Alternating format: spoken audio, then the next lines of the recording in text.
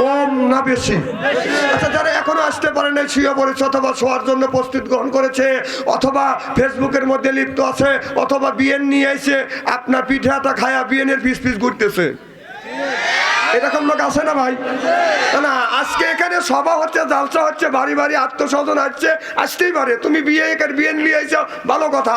তুমি খানা পিনে করে তুমি বিয়ে নিয়ে মাহফিলে আসো, আর তোমার বিয়ে নিয়ে পাঠাতে তোমার বোর সাথে কথা কন।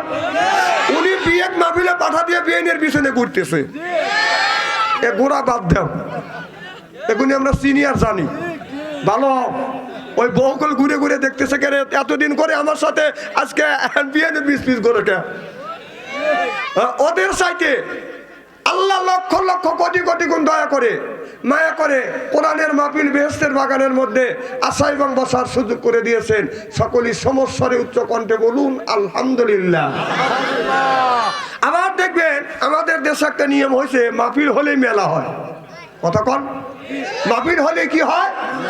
মেলা হয়। এই মেলার মধ্যে কিছু মেয়ে সুন্দর করে সাজগোজ করে ঘোরে, মেলার মধ্যে দিয়ে ঘোরে, আর কিছু ছেলে পিস পিস ঘোরে, 5-6 জন ছেলে একটা মেয়ের পিছনে ঘোরে। মেয়েটা চিন্তা করে যে আমি একা, আমি না জানি কত সুন্দর কত ছেলে আমার পিস পিস ঘুরতেছে, কথা বল না। আমার কথা হলো যে পচা জিনিসে মাছিতে ভিন ভিন বেশি করে। আচ্ছা, আপনারা কোনোদিন দেখছেন যে আতরের দোকানে মাছি ঘুরছে? কথা কয় না, জোরে বলুন। মাছি যদি দেখেন, গরু বসা, মুরগি বসা, কুত্তা বসা, যত বসা, সেই পচা যেখানে আছে সেখানে মাছি আছে। পচি মার্কা একজন মহিলা ঘুরতেছে, আর পচা মার্কা যুবক পিস পিস গুন গুন গুন গুন করতেছে। সি সি না, তোমার ওই শরীর পিছনে ঘোরা লাগবে কে? তুমি স্মার্ট হও, শিক্ষা অর্জন করো, ওই মেয়ের পিছনে ঘোরা লাগবে না। ওই মেয়ের মা ঘুরবে, বাবা ঘুরবে, 14 গোষ্ঠী তোমার পিছনে ঘুরবে। না, তুমি একটা স্মার্ট যুবক হয়ে ওই পথের পিছনে ঘোরো, তার মানে আল্লাহ ওদেরকে হেদায়েত নসিব করো, জোরকান আমিন। ওই নবীর প্রতি জানাই লক্ষ কোটি দরুদ ও সালাম, সকলেই পড়ুন সাল্লাল্লাহু আলাইহি ওয়াসাল্লাম। সর্বপ্রথম জানতেছে আমার ভাইয়েরা, আপনারা সকলে ভালো আছেন? আল্লাহ আপনাদের দয়া আমাকে সুস্থভাবে সহিভাবে আপনাদের সামনে উপস্থিত করেছেন। তবে আপনাদের পবিত্র জবান থেকে এ গুনাহগার বাদশা আনসারী জন্য খাস করে দোয়া করুন, অল্প সময় হলেও যেন কোরআন আর হাদিস থেকে বাস্তব ভিত্তিক 2-4টি কথা আমার মুনিব, আমার রব, আমার সৃষ্টিকর্তা, আমার বিধানদাতা, আমার রিজিক দাতা আমার জবান থেকে যেন বের করে দেয়। সকলে কোন আমিন। আর একটিবার বলুন, একটু জোরে বলুন। আমি আপনাদের কাছ থেকে দোয়া চেয়ে নিয়ে আপনাদের সার্বিক আর মঙ্গল কামনা করে আলোচনা শুরু করছি ইনশাআল্লাহ। কারণ রাত গভীর হয়ে গেছে। আমার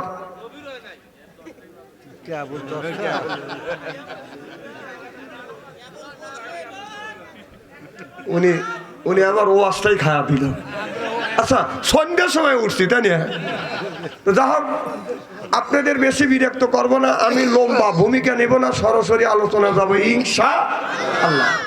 তো আল্লাহ এই দুনিয়ার মানুষকে পাঠাইছে ওয়ালা ইবাদিল্লাহি সলিহিন। আল্লাহ আমার ইবাদত আর আমার দাসত্ব, আমার বন্দেগী করো, সুবহানাল্লাহ জোরে কর।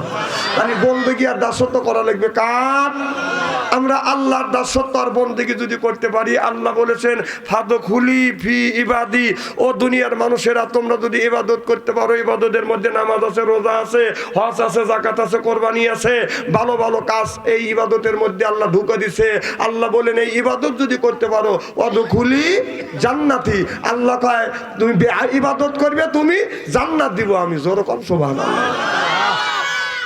আমার ভাইয়ের আমার, মানুষটা যখন জান্নাতে যাবে, একা একা জান্নাতে যাবে না, জোড়ায় জোড়ায় আল্লাহ জান্নাতে দিবে। সুবহানাল্লাহ জোরে কর। আমার ভাইরা আমার, আল্লাহ যখন বলবে বান্দা তুমি ইবাদত করছো, এই জন্য আমি আল্লাহ তোমাকে জান্নাতে দিচ্ছি, জান্নাতের এইরকম একটা বাদান টিকিট ধরা দিবে। বান্দাতে টিকিট নিয়ে জান্নাতের দরজার সামনে গিয়ে দাঁড়াইবে, ঘুরে দাঁড়াইয়া বলবে আল্লাহ আমি তোমার জান্নাতে যাব না। আল্লাহ বলে বান্দা কেন তুমি আমার জান্নাতে যাবা না? বান্দা বলবে আল্লাহ তুমি না বলেছো ইন্নাল্লাহা ওয়াদাকুম ওয়াদাল হক, আল্লাহ তুমি বলেছো তোমার এক একটা বান্দাকে, তোমার বান্দা যখন জান্নাতে যাবে একা একা জান্নাতে যাবে না, জোড়ায় জোড়ায় জান্নাতে যাবে। আল্লাহ এই পৃথিবীর নারী পুরুষ তুমি জোড়ায় জোড়ায় বানাইছো, আল্লাহ জান্নাতে দিবে তুমি জোড়ায় জোড়ায়। আল্লাহ আমি আমার তোমার জান্নাতে যাব না, আল্লাহ কয় তোমার জোড়া কে? এবার বান্দা বলবে আল্লাহ আমার জোড়া হলো আমার বিবি। সুবহানাল্লাহ।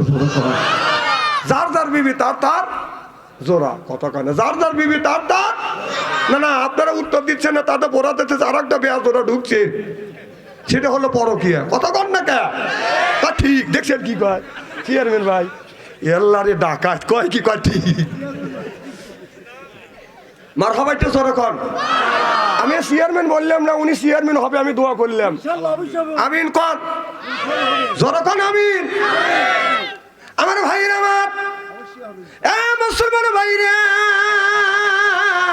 আল্লাহর হাবিবের কিয়ামতের ভালো করে লক্ষ্য করে শুনুন, আমলে নিয়েতে যখন শুনতে হবে, আল্লাহ বলবে বান্দা তোমার জোড়াকে বলে আল্লাহ আমার যে বিবি আমার জন্য কষ্ট করছে, যে বিবি আমার জন্য রান্না করছে, যে বিবি শীতের দিনে আমারে আমি শীতের দিনে ঠান্ডা পানি দিয়ে গোসল করতে পারি নাই, আমার বিবি আপনার ওই যে পানি বয়েল করে দিয়ে আমাকে গোসল পর্যন্ত করা দিয়েছে।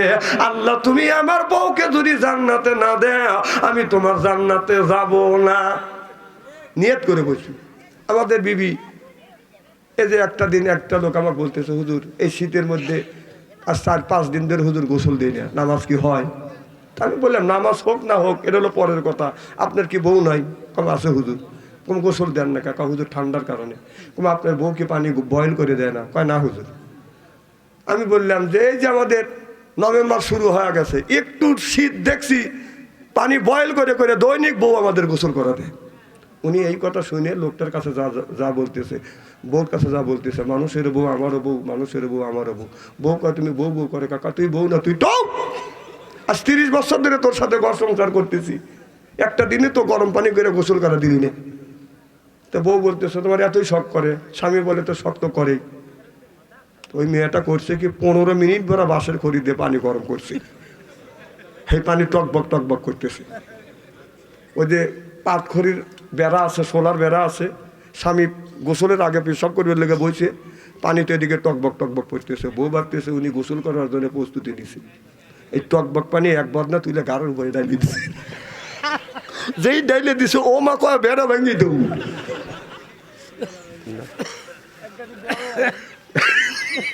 না না নেকি আছে, মানুষ মেরে নেকি কামে করা লাগবে নাকি? তাহলে আদে দেখা লাগে যে এই লোকটার কাজ ছবি কি ছবি না। উনি দৌড়ে শুনে আর এক বদনা পানি তুলে বলতেছে দৌড়ো খেয়েছো তোমার গোসল করে দিই। এদিকে পিঠের চামড়া নাকি মা স্বামী গোসল করা দিও। আয়েশা রাদিয়াল্লাহু তাআলা আমার নবীকে একটা টুলের উপর বসে বাদান আপনার গোসল করা দিচ্ছে। এদিকে মা আয়েশা রাদিয়াল্লাহু তাআলা আনহার পাটা বাদান আপনার টুলের নিচে পড়ে গেছে। ও বাদান আল্লাহর নবী লক্ষ্য করে দেখে বাদান পানিটা লাল হয়ে যাচ্ছে।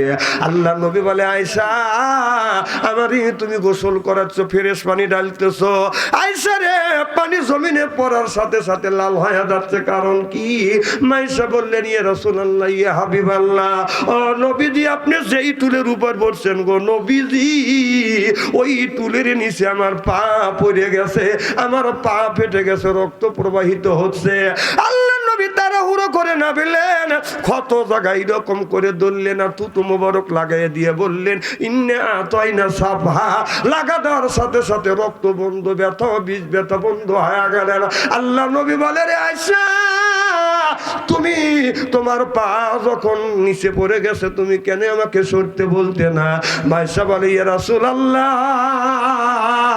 ইয়া হাবিবাল্লাহ, ও নবীজি আমার পা পড়ছে তাতে আমার কোনো দুঃখ নাই, কলজেও যদি ছিঁড়ে যাইতো আমার বিশ্ব নবীকে সরতে বলতাম না।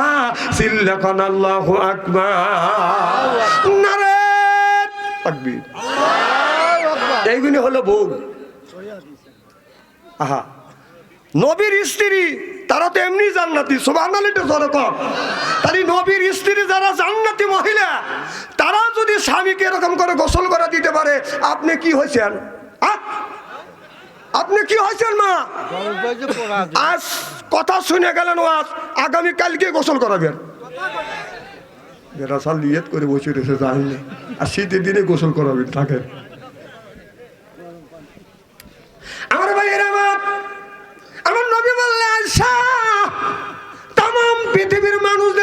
জানিয়ে দিও আয়েশা তাম পৃথিবীর নারীদেরকে জানিয়ে দিও, কোন নারী যদি কোন স্ত্রী যদি তার স্বামীকে যদি গোসল করা দেয়, স্বামীর শরীরে এক ফোঁটা যখন আপনার ওই পানি পড়বে, এক ফোঁটা পানির কারণে আল্লাহ একটা নেকি দিয়ে দিবে।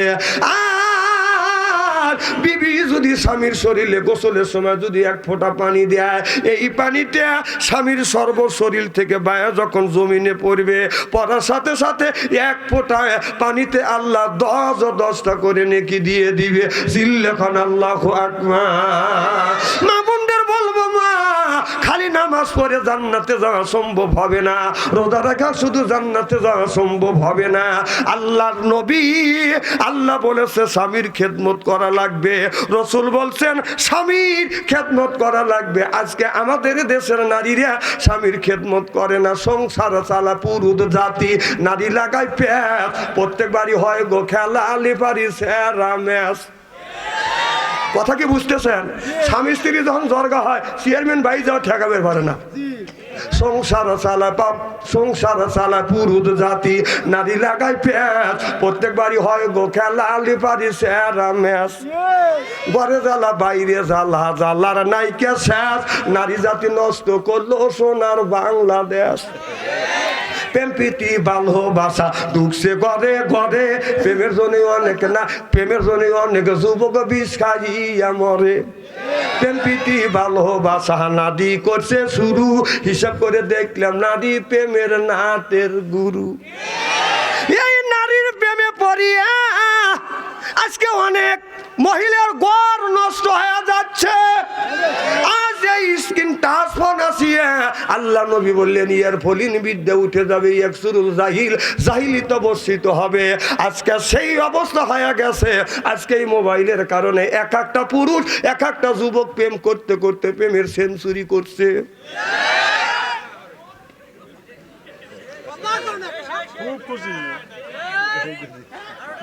কথা কি আমি খারাপ বলতেছি নাকি?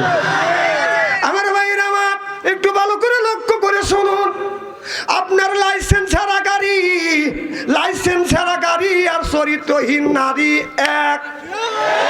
লাইসেন্স ছাড়া গাড়ি আর চরিত্রহীন নারী, এরপরে বাজান টিকটক করা নারী আর নদীর কিনারে বাড়ি, আর হলো আপনার স্বামীর সাথে জর্গা করা নারী, আর খ্রিস্টানদের মুখের দাড়ি, এর মধ্যে বাদান কোনো বেশ কম না। আমার ভাইরা আমার, যদি বলতে পারেন হুজুর আপনি এই কথাটা ভালো করে ব্যাখ্যা দেন, আমি ব্যাখ্যা দেই। চরিত্রহীন নারী আপনার লাইসেন্সেরা গাড়ি যদি রাস্তা দিয়ে চলে বাদান পুলিশ ধরে, যখন ঠিক কিনে ঠিক আপনার ওই চরিত্রহীন নারী এখন আছে আপনার 2 ঘন্টা পরে হবে আর একজনের। নদীর কিনারে বাড়ি জর্গা করা নারী, কথা বুঝতেছেন না? আপনার টিকটক করা নারী আর নদীর কিনারে বাড়ি, যাদের নদীর কিনারে বাড়ি আছে এই বছর বাড়ি নদীতে আছে, পরের বছর নদীতে বাদান ভাঙিয়া যায়। টিকটক করা নারী আজকে থাকে একজনের সাথে, কালকে আর একজনের সাথে চলে যায়। চিল্লা কম ঠিক কিনে। আর পুরুষের সাথে জর্গা করা বউ, হিন্দুদের দাড়ি, খ্রিস্টানের দাড়ি, এক বেলা আছে এই বেলা আছে ওই বেলা নাই, কাইটে ভালো গুণও নাই।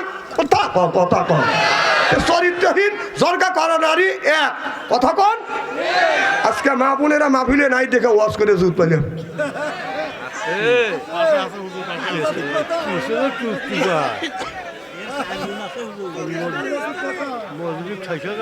খুলে নাকি কন?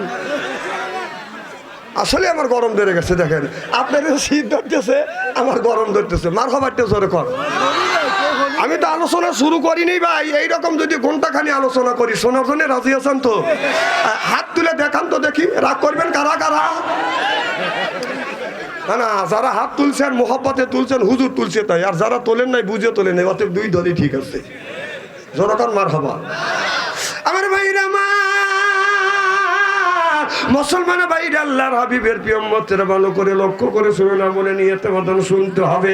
আল্লাহ কোরআন কারীমের মধ্যে 80 থেকে 82 জায়গা বললেন ওয়াকিমুস সালাত, নামাজ কায়েম করো, ওয়াতু যাকাত, যাকাত আদায় করো, কুতিবা আলাইকুমুস সিয়াম, রমজান মাস আসতে রোজা রাখো। এ কথা কার? আল্লাহ। নামাজের কথা 80 থেকে 82 জায়গা বললেন, যাকাতের কথা বাদান 30 জায়গা। আর কোন জ্ঞানে আপনি নামাজ ছাড়িয়ে দিয়ে মাথায় রাখছেন বাদান বড় বড় চুল, ওই লোকটা করতেছে বাদান ভুল, নামাজ নাই রোজা নাই, বান্দারি বাদান গজল গায় আর কয় বাবা বান্দারি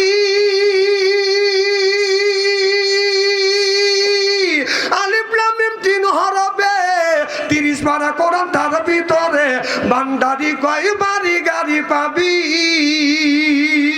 ওদের বান্দারি করিলে দোয়া, জিথায় যাবা চাকরি পাবা, কাগজ কলম সেরাই বাবা করে মাস্টারি। আমার দয়াল বান্দারি কাগজ কলম সেরাই বাবা করে মাস্টারি, কাগজ কলম সেরাই বাবা করে মাস্টারি। বাবা দয়াল বান্দারি বাচু আনসারি কয় অল্প দিনে তোর কপালে গুড়ি রে, কপালে। ওলিয়াল্লাহ বাংলাদেশ, শাহমুকদমের বাংলাদেশ, সৈয়দুল্লাহর বাংলাদেশ, খানজাহানের বাংলাদেশ। আল্লাহর ওলিরা জমিনের বুকে আছে, বুকের তাজা রক্ত পুলিঙ্কিত করে দিয়ে এরপরে ইসলামের কথা উড্ডিন করেছে। চিল্লে বলো ঠিক কিনা?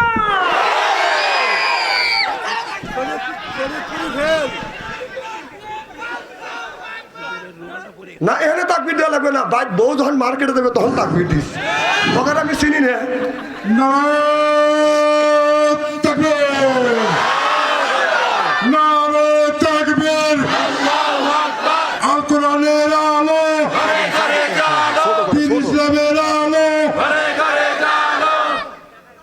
আমার নবী তোমার নবী। আসসালামু আলাইকুম। নারায়ণ তাকবীর। ভাইজানকে থাকবেন না চলে যাবেন? আচ্ছা আমি খালি ইস্তেরি করি ভাই, বুঝছেনই তো। আচ্ছা শোনেন, 1 নম্বর আমি ওয়াজ শুরু করিনি, আমি আলোচনা শুরু করব। হয়তো আজকে 2 ঘন্টা হইতে পারে, 3 ঘন্টা হইতে পারে।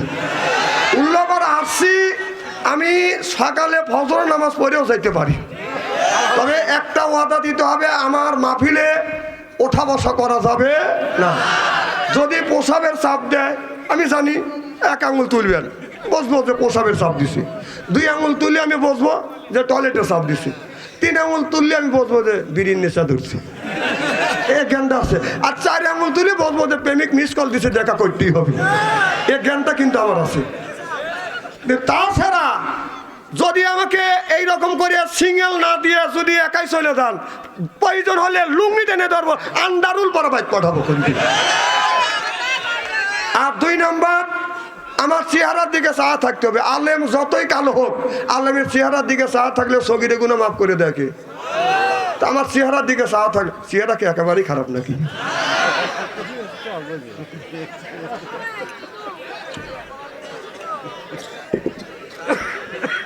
মারহাবা একটু জোরে কর।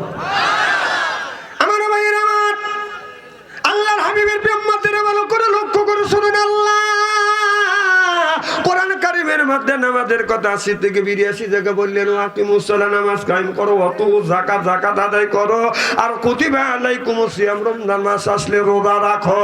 আমার ভাইরা আমার, তাহলে নামাজ যদি পড়া যায়, এই লোকটা আপনার নামাজ পড়লে লোকটা অন্যায় অশ্লীল কাজ থেকে বাদান ফিরে আসে। ইন্নাস সালাতা তানহা আনিল ফাহশাই ওয়াল মুনকার, নামাজ পড়লে অন্যায় অশ্লীল কাজ থেকে এই মানুষটাকে ফিরে আনে আমার আল্লাহ। সিল্লাকান আল্লাহু আকবার। আল্লাহ আল্লাহ মিকুনা শামসু কামা, আল্লাহ আল্লাহ মিকুনা আরদু জামা, আনতুম আওলানা বাস্তুম মুসলিম কিসানাহা, আনতুম আওলানা বাস্তুম মুসলিম হতা কামহা। জোরকান আল্লাহু আকবার। আমার ভাইরা, আমার যেই ব্যক্তি নামাজ পড়বে, নামাজ পড়লে এই লোকটা কোনোদিন মিথ্যা কথা বলতে পারে না। নামাজ যেই লোকটা বাদান, যেই লোকটার ভিতরে বাদান নামাজ আছে, অন্যায় করলে ওই লোকটা সহজে অন্যায় বাদান করতে পারে না। নামাজ পড়বার পরেও যদি মিথ্যা কথা বন্ধ না দেয়, নামাজ পড়বার পরেও যদি সুদ খাওয়া বন্ধ না দেয়, আল্লাহ কোরআন কারিমের মধ্যে বলেছে তোমরা লা তাকুলু, সুদ তো খাওয়া দূরের কথা, সুদ খাওয়ার দ্বারের কাছেও যায় না। এ কথা কার? আল্লাহ বললেন কুলু মিন তাইয়্যিবাতুল মা রাযাকনাকুম, আগে হালাল খাও, এরপরে ইবাদত করো। হালাল খাইয়া যদি ইবাদত করে, ইবাদত আল্লাহর দরবারে কবুল হবে। আর হালাল না খাইয়া যদি আল্লাহর ইবাদত যদি করো, এই ইবাদত কোনোদিন কবুল হবে না। তাহলে আল্লাহ বললেন কুলু মিন তাইয়্যিবাতুল মা রাযাকনাকুম, আগে হালাল খাও এরপরে ইবাদত করে। এখন যদি সুদের টাকা দিয়ে যদি আপনার গরুর গোশত যদি কিনে আনেন, সুদের টাকা দিয়ে যদি গরুর গোশত কিনে আনেন, এই সুদের টাকা দিয়ে গরুর গোশত আনিয়ে বিবি যদি বুনো করে দেয়, এটা যদি খাওয়া যায় কি রকম টেস্ট লাগবে? কথা কয় না না। বুনো গরু, বুনো গোশত, কালা বুনো দিয়ে যদি খাওয়া যায়, বা কালা বুনো টেস্ট লাগে না? আচ্ছা, সুদের টাকা দিয়ে আনলো, সুদ খাওয়া হারাম, গু খাওয়া, তাহলে সুদের টাকা দিয়ে গরুর গোশত কিনে এনে বিবির বুনো করে দিল, খাইলে ভালো কথা। এক ফ্রিজ গু তুলে ফ্রিজের মধ্যে থুয়ে আপনি সালাদ মনে করে খায় না। না, আল্লাহ বললো এন থুতু দিতেছেন কে? তা আল্লাহ বলতেছে কুলু মিন তাইয়্যিবাতুল মা রাযাকনাকুম, আগে হালাল খাও এরপর ইবাদত করো। তাহলে সুদের টাকা দিয়ে আপনার সুদের টাকা দিয়ে গরুর গোশত কিনে খাওয়া যতটুকু হারাম, পায়খানা গু খাওয়া ওই রকম হারাম। তাহলে এইটা যদি জায়েজ মনে করে খাও, তাহলে এক ফ্রিজ গু তুলে ওর সাথে সালাদ মনে করে খাও।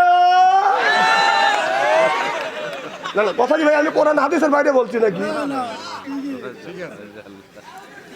আমি কোরআন হাদিসের একটা বেড়ে বলবো না, কোরআন হাদিস দিয়ে বর্তমান প্রেক্ষাপট মিলে কথা বলবো ইনশাআল্লাহ। জোরকার মারহাবা।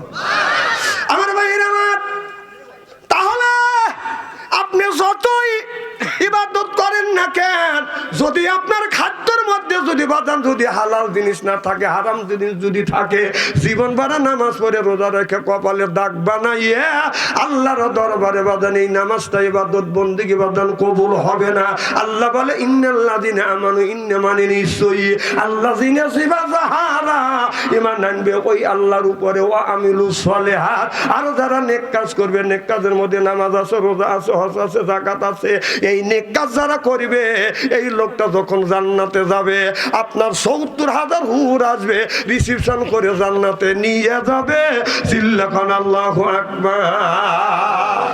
এই মানুষটাকে যখন জান্নাতে দিবে, একা একা যাবে না, হুরেরা আদর করে করে বাদান জান্নাতে নিয়ে যাবে। যখন প্রথম একটা জান্নাতের গেট দেখবে, এই লোকটা বাদান আপনার লোটা গটি যা ছিল সব নিয়ে বাদান বসে পড়বে। আল্লাহর ফেরেশতা টানবে আর বলবে ভাইজান আপনি কেন এখানে বসতেছেন? কয় এটাই তো জান্নাত। কয় না, এটা জান্নাত না, জান্নাত আরো দূরে। উনি ওই গেট দেখে বাদান জান্নাত মনে করে বসছে। সামনে আর একটা গেট দেখবে,